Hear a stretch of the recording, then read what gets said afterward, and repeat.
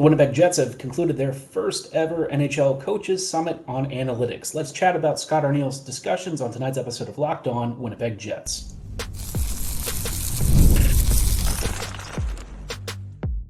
You're Locked On the Hockey Jets, your daily podcast on the Winnipeg Jets, part of the Locked On Podcast Network, your team every day. Hey friends, and welcome to tonight's episode of Locked On Winnipeg Jets, part of the Locked On Podcast Network, your team every day. I'm your host, Harrison Lee, an avid Winnipeg Jets fan and an online blogger. You can follow me on Twitter at HLivingLoco and at LO_Winnipeg Jets. Thanks for making Locked On Jets your first listen of the day every day. If you like what you're hearing, be sure to like, follow, and subscribe on all of your favorite podcasting platforms and YouTube. Doing so, of course, is always free of charge and ensures you never miss another episode. Most of all, though, we just love and appreciate your support. Tonight's episode, like I said, the Jets have finished their first analytics summit, and Scott Arniel was asked by CJOB to come on and chat for about 15 minutes or so on a couple of key questions facing the team, some roster stuff, contract situations, and I thought it would be worth walking through some of his comments because I think we're getting a little bit of a window into how he thinks and what his plans are for the upcoming season. So before we kind of dive into line one, which I think is probably one of the biggest questions, it was sort of one that was maybe a little unceremoniously dumped on him. He kind of laughed about the question because obviously it's a contentious one when it comes to, Kyle Connor on the first line and all that, but we'll get into that in just a moment. Before we move ahead, though, just wanted to let you know that tonight's episode is brought to you by Gametime. Download the Gametime app, create an account, and be sure to use promo code LOCKEDONNHL for $20 off your first purchase. Terms do apply. Well, like I said, Scott Arniel was asked about the first line, Kyle Connor, Mark Scheifele, Gabriel Vilardi, and the assumption was kind of made that would be the line heading into the season. But Arniel immediately kind of paused and said, let's not go there yet. Not in those words exactly, but he was basically suggesting that he wants to run through all possibilities. He talked about Ehlers having been good on the first line. He talked about a couple of other things, and it was interesting that he wasn't committed immediately to that trio because it's been obviously for many years the Kyle Connor and Mark Scheifele show, and it's not that he said that they were bad together, but you basically got the sense that he's not 100% sold on keeping them together, which I think is important. I think if the team wants to move forward this season, a top line that's actually good and actually wins their matchups is kind of crucial for this team to have any real shot at playoff success. Because, look, we're going to have a lot more rookies this year, a lot less veterans. And while I'm certainly all for the youth movement, I think in terms of playoff performance and eligibility and likelihood, you're going to see a decline in scoring. You're going to see some growing pains. And so the veterans are going to have to step up, and that means that you need a top line that actually paves the way for the rest of the group. I think this team is still going to be very fun to watch, and I'm expecting a pretty solid season. I mean, if all else fails, you've got Hellebuck, so it's not as big of a loss as it might seem.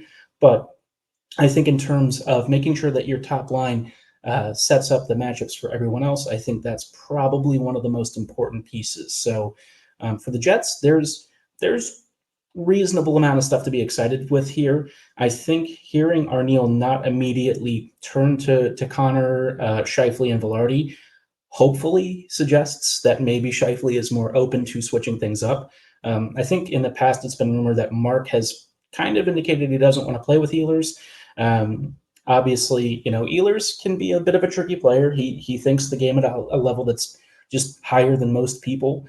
The way that he approaches space and time and stuff is difficult for a lot of guys to keep up. So with Scheifele, it's not surprising that he's maybe wanting a more simplistic player. Kyle Connor is very north-south, very goal-scoring oriented. He's a speedster through the neutral zone and everything. So I get why he might go that route, but I think Ehlers adds just an extra layer of skill and craftiness that I think not many players on this team do. He's also his own entry expert and all, so that is a pretty crucial skill set that I think tends to get underrated with this team. And it sounds like Arniel is also thinking about that specific part because He did kind of talk a little bit about that in his analytics portion of the discussion, which we'll get to in a bit. But all this to say, he was asked a couple of different questions about the lineup and roster. And the main thing he kind of pushed it off by saying was, we'll see what happens in camp.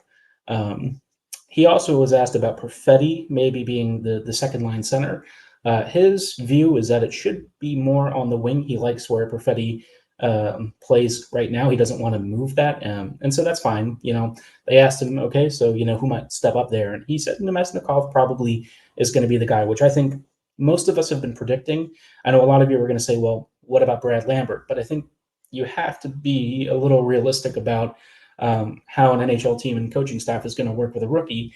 Unless Lambert kills it in camp, which I think is one potential door, we're not going to see him in such a high leverage position just yet. Eventually, I think he'll get there. I'm fairly confident that he's got a big ceiling, and he's a hardworking kid. He'll get there at some point, but I think right now it's not realistic to ask that of him. I think you've got to be smart about how you do this, and I think Nemesnikov has proven he can probably do the job. And I think Arniel was probably paying attention when Connor and Perfetti were together and seemingly put up really good numbers. So, Nemesnikov has shown he can keep up. He's been a really, really reliable piece on this team. He's very versatile. You can do almost anything you want with him.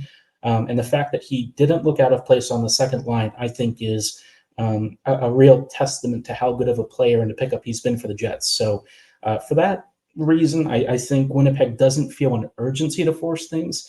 But Arniel did say he'll try Perfetti in camp and preseason down the middle from time to time. He'll see what happens. He's not opposed to it. I think he's one of those guys who's going to say, if I'm seeing, if I like what I'm seeing, then I'm going to go with it. And I think that's one of those things where should Perfetti really look excellent down the middle? I mean, you can throw Nemesnikov on the wing, so it's not like it's a big switch up here.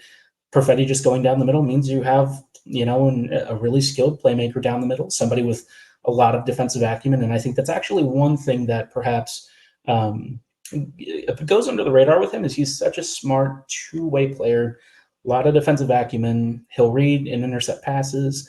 He'll jump routes really well. So for me, it's just I think this is a good fit, whether he's at wing or center. So it's just nice to hear that he is really in the planning for this upcoming season, and I'm eager to see what Arniel cooks up with his top six. I think this team is going to be certainly one that goes through some growing pains. I think the lines are going to change a fair few number of times. I think we're going to see Lambert and Shiberkov probably get moved around a bit. I guess where the rookies play is still up for debate. Obviously, they've got to win spots out of camp and preseason, so nothing set in stone, but I think that there's real opportunity for the younger players to step up. I think the veterans are going to be fighting for ice time against some of the talented kids, and really, that's a good problem to have. That's what the Jets have needed for years. It's interesting that Arniel is the one who wants to lead this charge, and the fact that he wanted this summit to begin with, I think, it's a good sign. Like, I'm not going to sit here and say that this guarantees a Stanley Cup in the next few years, but Maurice instituted the first big change after Noel left and made this team a modern NHL franchise. Bones was a great sort of intermediary to bring the vibes back, and now Arniel is thinking about the future. And I think that's an all right progression. Just let's make sure that we make the most of it, because Hellebuyck probably doesn't have a ton of years left where he's putting up multiple Vezina seasons. But then again, he keeps doing it anyway. So maybe I'm totally out to lunch there, and maybe he'll just be a beast for the rest of his career, which, let's just say, that's all I'm hoping for, because he is truly, truly outstanding.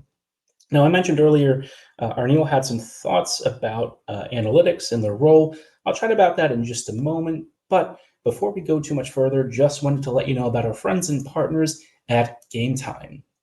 When it comes to buying tickets, a lot of you are probably used to surprise fees, hidden charges, and all sorts of fun stuff. I know personally, when you buy a concert ticket these days, you are just paying way beyond what you think you are when you're seeing the listed price. And it sucks. Sometimes you even get seats and you think you're getting a good view, but you find out you're obstructed.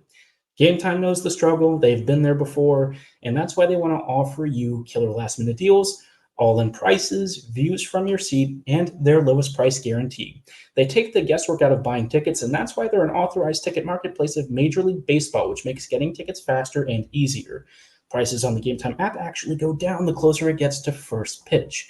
For those of you who have ever tried to pick up flash sales and zone deals and stuff, Gametime helps you do that. They also offer event cancellation protection. And like I said, you can actually see where you're sitting, which is really important because you want to know, if I'm getting this seat in this section, can I actually see the game or the concert or whatever? And as an Orioles fan, Camden Yards doesn't really have a bad view, but you're going to have some spots where you're not really going to be able to see the action as well as you'd want. So Gametime, they're going to take the guesswork out of buying MLB tickets, and I recommend you give them a shot. Download the Gametime app, create an account, and be sure to use promo code LOCKEDONNHL for $20 off your first purchase. Terms apply. Again, create an account and redeem code LOCKEDONNHL for $20 off. Download Gametime today. Last minute tickets, lowest price, guaranteed. Hey friends, and welcome back to this episode of Locked On Winnipeg Jets, part of the Locked On Podcast Network, your team every day. Thank you so much for rejoining us. On tonight's episode, as we were just chatting about Scott Arniel's Jets Analytics Summit, some good takeaways from an interview with CJOB 680, and I think it's encouraging what we're hearing. Obviously, there's some stuff about some specific figures and the way that he wants to use data science that I think is useful and instructive. And we'll talk about that in just a moment. Before we go too much further, though, just wanted to say thanks again for making Locked On Jets your first listen of the day. And for your second listen, be sure to enjoy Locked On NHL. Locked On NHL provides you with a national perspective on all things NHL each and every day, with national experts and local insight on every team in the league. It's available on YouTube or wherever you get your favorite podcasts, all part of the Locked On Podcast Network, your team every day. Now, like I said, Scott Arniel, he had some thoughts on analytics and their role. And the big thing that I think he kind of put out there is that he takes a very holistic view of data science, which I think is important, right? You get stats outputs for everything. He talked, the first reference he made was zone entries. And you often hear the way that he talks about this echoed by a lot of coaches. He'll say something like, you can use any stat to make a player look good or bad. But it's important to understand the context and how they're accomplishing these things. And that's where I think he seemingly understands what it's supposed to be for. Analytics are not one of those things that you use to just give you outcomes, right? They're very helpful that way. But I think the main thing that you want to glean from all of this is getting a high-level picture and understanding, there's sort of underlying hidden stories. And this is a good way to figure out if the way that you're running your team and perhaps specific combos, lines, tactical adjustments, are they making the right impact? And I think Arniel seemingly has a good head on his shoulders. Remember, he came up with Ehlers, Scheifele, and Velarde and ran them together for a good bit and didn't really seem to want to take them apart. It was more on Bones' end that kind of split them up. So I don't want to read too much into the early results with Arniel. Obviously, he was just an interim coach for a bit, but he's saying the right things. That I think is a big takeaway for me, and the way that he talks about marrying observation with statistical data, I think is really good. I mean, he seemingly understands that you can't just do one or the other. It needs to be part of a whole process, and that's why analytics itself is a process. People equate analytics with stats, and it's not really a fair assessment. You have to think about it as kind of like a process of continual evaluation, and in this case, using it for continual improvement. Arniel has continually said something about getting 5 to 10% better, and I think that's where this can kind of fill a bit of a gap. So for me, I'm excited. It's interesting that he talked about zone entries, all situations, because zone entries are one of those things that for the Jets have kind of been a problem. Zone entries and zone exits. We only have a few guys that are good at both. Most players on the team have some level of ability to do either, but it's obviously been a bit of an issue, especially with our blue line when it's not Josh Morrissey or DeMello or something getting up the ice. So the fact that he kind of name dropped that specific stat, I thought was I won't say illuminating, but it's interesting that he's thinking about things in the way that maybe some of us have been arguing for a while now. So, um, whatever happened in Columbus and his first couple of years with the Jets, it seems like he's learned a lot since then. And like, if he is the guy who wants to take this team forward and really evolve the org to something that's more modern, um, all I can say is I'm all for it. It's something the Jets have needed for a while. It's really a little overdue, but I'm certainly happy that somebody internally is raising the flag for this, and I'm curious to see how he actually translates that to um, NHL success. Right? How does he actually coach? What are his adjustments like, and how is he going to arrange this team in the upcoming season? So, uh, call me cautiously optimistic, but I think this year I'm genuinely excited not only for the upcoming season, but for the subsequent seasons. I haven't felt that way in a while because I think a lot of times this team tends to kind of spin its wheels and go in circles. But this feels like the first time in a while where I'm kind of getting the sense the Jets might be up to something good. So, don't rush to conclusions. Obviously, it's just an analytics summit. Well, I call it a summit, but it's just like team meetings and panels and stuff, right? It's not like this big convention. So, um, he was also asked about the special teams, and he kind of, I would say, waxed generally about it. I don't think that there was anything too crazy there.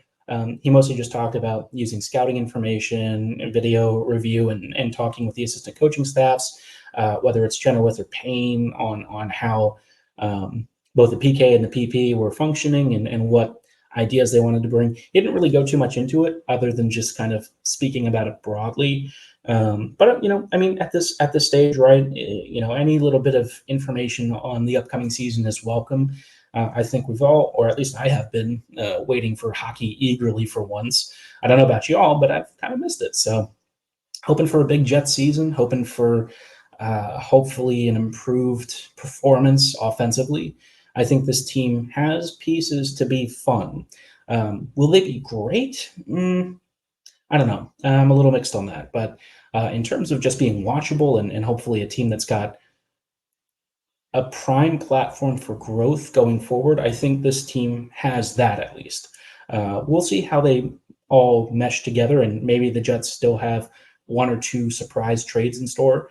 You know me, I'm crossing my fingers for Patrick Laine. I keep hoping and praying that somehow happens again. I know a lot of you probably don't want it, but there are also a lot of you who do. All I'm going to say is Laine kind of hits a certain sentimental spot for me, and if he does come back, he'd probably be one of the few players that gets traded away and who everyone almost across the board, for the most part, would welcome back with open arms. Not everyone, mind you, and some of you are in the comments, and I know you weren't as fond of him, but for whatever reason, my own feeling about him is, regardless of whether he's good or bad on the ice, I still just want him back. I don't know. It's something about Laine himself that just seemingly makes me gravitate towards him. He's a fun player, and if anything, if nothing at all, right, I'm just happy to see him doing better and feeling better. It seems like he's about to get married, and he just seems like he's in a better place mentally. So that's really the most important thing at the end of the day, is that he's happy. So excited. Hopefully he comes back. Arniel was asked briefly about Perfetti and Ehlers in terms of their own contract situations. Ehlers didn't really get much of a response there. Perfetti, also, he didn't say a ton about, other than, I mean, the CJOB knows that they can't really talk about that stuff. And it's more in Chevy's court anyways, but it does kind of seem like he's planning with with Perfetti long term. And he did say he loves Ehlers' game and all that, and praised them, but I don't really see too much in there yet to read into about a contract extension. I think that part is still up in the air. I still lean towards Ehlers leaving for a lot of reasons. I think at this point, his agent's going to tell him to do that, and I don't blame him. I think that probably makes the most sense. The fact that the Jets have been reported to shop him in trades just seemingly confirms that for me. I guess it's whether they find a right fit. That's the bigger question. But I mean, almost any team can use an Ehlers. So if it's a fit we're talking about, I don't really think that's going to be too hard to solve. But the return, well, yeah, that's a bit of a different question. So something to keep an eye out for. Keep in mind, I think of all the good vibes, that one doesn't really bring happiness to me. I guess it's like that one, what was it, that Netflix cleaning show? This one does not bring me joy. I think that's probably how I'm feeling about the Ehlers contract situation, but all the best to him. He's been a great servant of this club and really a wonderful ambassador for Winnipeg. So whatever happens with him, I do wish him the best, and hopefully he just stays healthy. I think that's been a bit of a challenge throughout his career, especially recently. But obviously, all of this raises one question, I think. Are the Jets ready to really take a step forward? And I want to talk about that, broadly speaking. Is this really the evolution, or is this not quite there yet? We'll get into that in just a moment, and kind of, I guess, wax poetic about the Jets' future. But before we move too much further, just wanted to shout out our friends and partners at eBay Motors. Passion, drive, and patience. The formula for winning championships is also what keeps your ride or die alive. eBay Motors has everything you need to maintain your vehicle and level it up to peak performance. Superchargers, roof racks, exhaust kits, LED headlights, and more. Whether you're into speed, power, or style, eBay Motors has you covered. With over 122 million parts for your number one vehicle, you'll always find exactly what you're looking for. And with eBay's Guaranteed Fit, your part is guaranteed to fit your ride every time or your money back. With eBay Motors, you're burning rubber, not cash. With all the parts you need at the prices you want, it's easy to make your car the MVP and bring home huge victories. Keep your ride or die alive at ebaymotors.com. Eligible items only. Exclusions apply. eBay Guaranteed Fit is only available to U.S. customers. Hey, friends, and welcome back to tonight's episode of Locked On Jets, part of the Locked On Podcast Network, your team every day. Just wrapping up really quickly with some final thoughts from Arniel's comments on the Analytics Summit.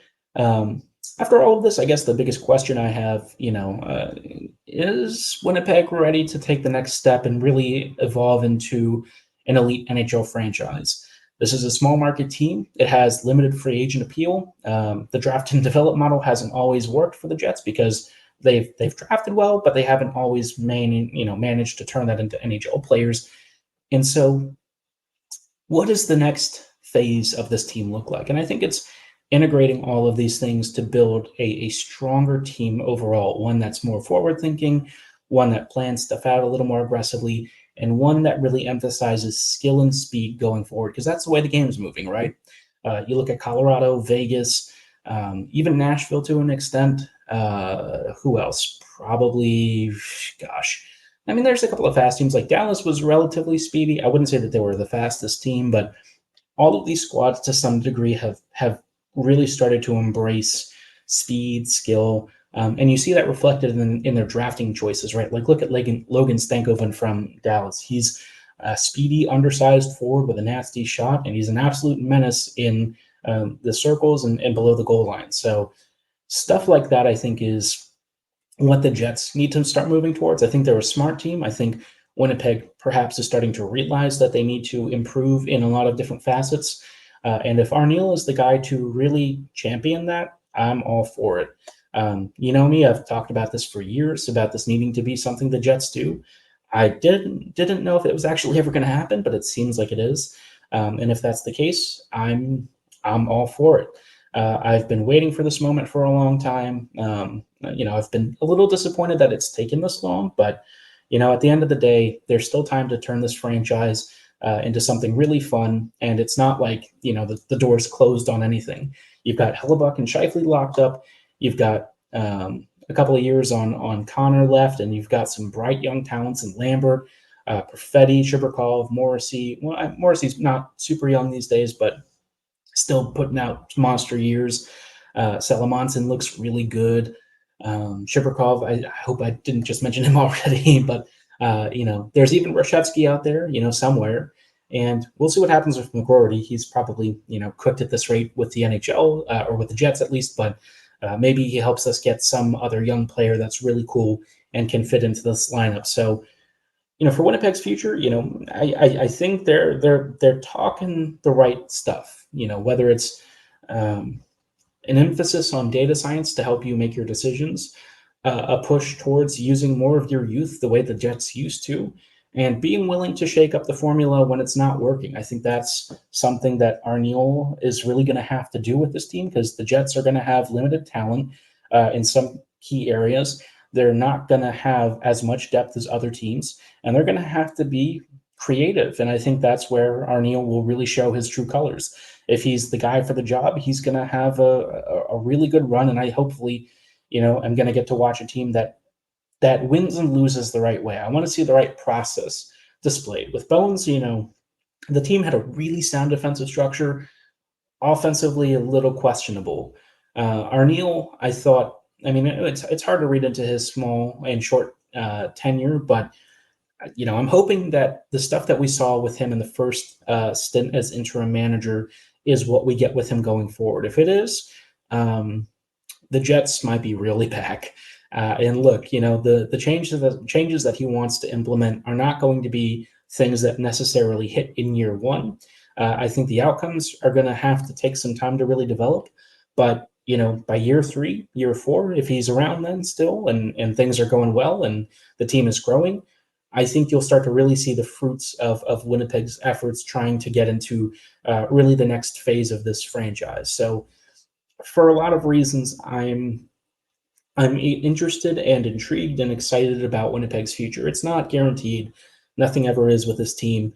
But look, for a team that has kind of lived in the shadow of a lot of other squads out there, despite being one of the best teams to not win the cup of the last decade and a half, it would be nice if the changes that they're making really pay off in a big way. I think this team has an interesting future. I don't know if it's bright yet, but I'm intrigued to find out.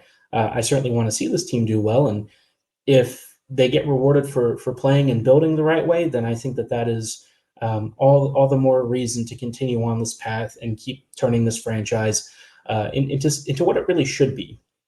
Winnipeg, I think, has been a step behind in a lot of areas, and I think that they've been slow to realize that at times. But better late than never. If you finally accept your faults and are willing to turn the ship and turn it around and right the ship and get things going, I think Arniel could be the key linchpin for moving that ahead. And so, curious to know how this first year goes. I'm excited. I'm eager for it. We'll chat a little bit about preseason on tomorrow's episode because that's coming up pretty soon, and I'm sure a lot of us are eagerly excited to see our young prospects and some of our veterans returning. Some of them have been getting engaged and having kids and stuff. So, lots of family stuff, lots of excitement, and hopefully it translates to a really good vibe season on the ice. But let me know what you're thinking about from Arniel's comments. Are you excited about the upcoming season? Are you still suspicious? Drop your thoughts and feelings in the comments below or at my social medias at HLivingLoco and at LO_Winnipeg Jets on Twitter. For tonight's episode, though, that's going to be all the time that we have. I thank you so much for making Locked On Jets your first listen of the day every day. We'll see you back here tomorrow, so don't go anywhere. Have a great night, and as always, go Jets go.